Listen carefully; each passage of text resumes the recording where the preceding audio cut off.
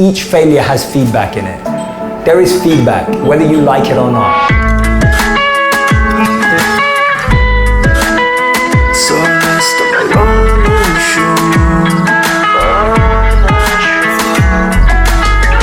Pulling into the big black building with the big white G on it. Yeah, perfect, perfect, perfect. So there's three areas. There's self, work, and love. So all of my videos are in self, work, and love. So it's like self-awareness, self-growth, self-mastery, work, i.e. careers, passion, purpose, and then love, so online dating, relationships, breakups. So those are the three areas that I love giving advice on or insights on, and a lot of it's based on research. So all of my videos are based on behavioral science, something I learned as a monk, and then real stories, because I did behavioral science at business school, and then my monk wisdom comes in as a solution. But I'm always basing it on real conversations. So I'll meet a friend who's broken up, or I'll meet a friend who hates their job, or, you know, all of my videos are inspired by real life conversations that I have with everyday people who are just like us, who are going through life. It takes 30 days to change a habit, or like, it takes 60 to 90 days, but 30 days is a bit more doable for most people. And so it takes 30 days to really cement a new habit or try a new habit. And so you could test that across 30 days. Anyone who buys a coffee per day is spending about 1,500 extra a year when you add it up.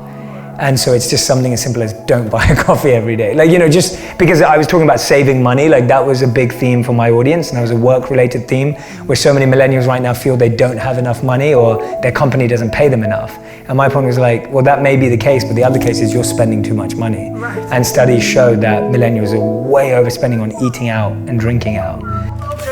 Yep, and we have That's what I, oh wow, oh my God. Yeah, we wanted to make sure. You're so kind. Yeah. Hey, I'm Kirsty. how's it going, Jay? Hey, good to meet you, man. Hey man, Jay, that's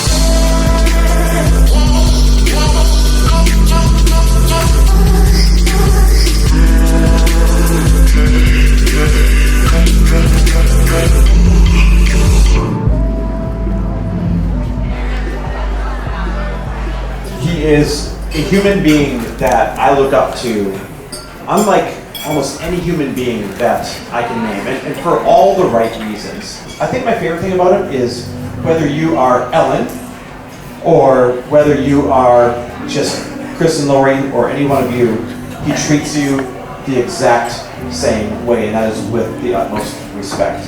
And so, a heartfelt thank you, Jay. I've got no other words. Thank you, man. It's so kind, man. It's so kind. Thank you so much. What is driving you right now? Because you are everywhere, and I know the amount of work that goes into that.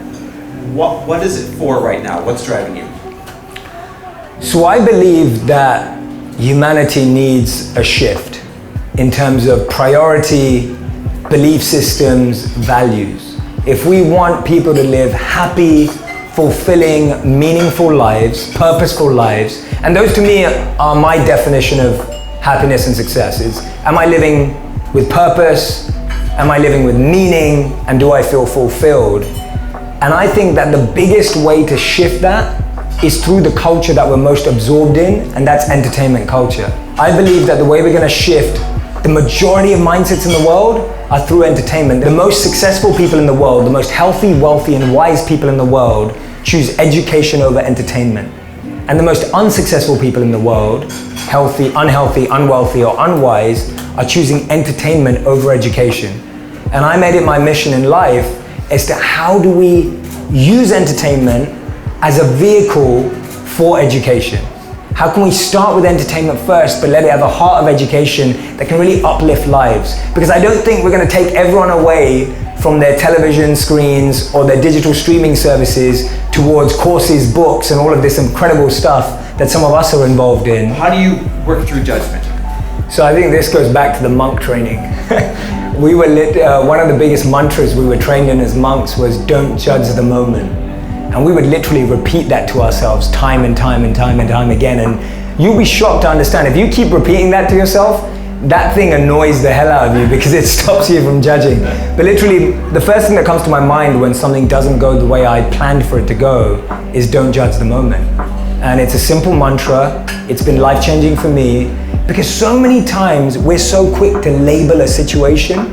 Like we label a situation as good or bad instantly. If we get some good news, we immediately think, this is amazing.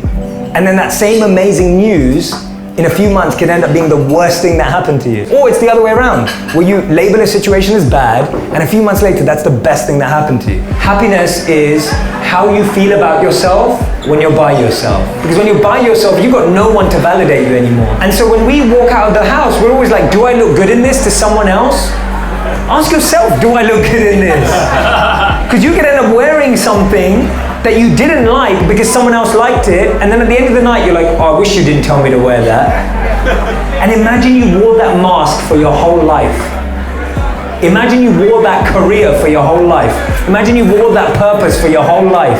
And at the end of your life you look back and go, wow, I just did all of that because 10 people thought it was amazing.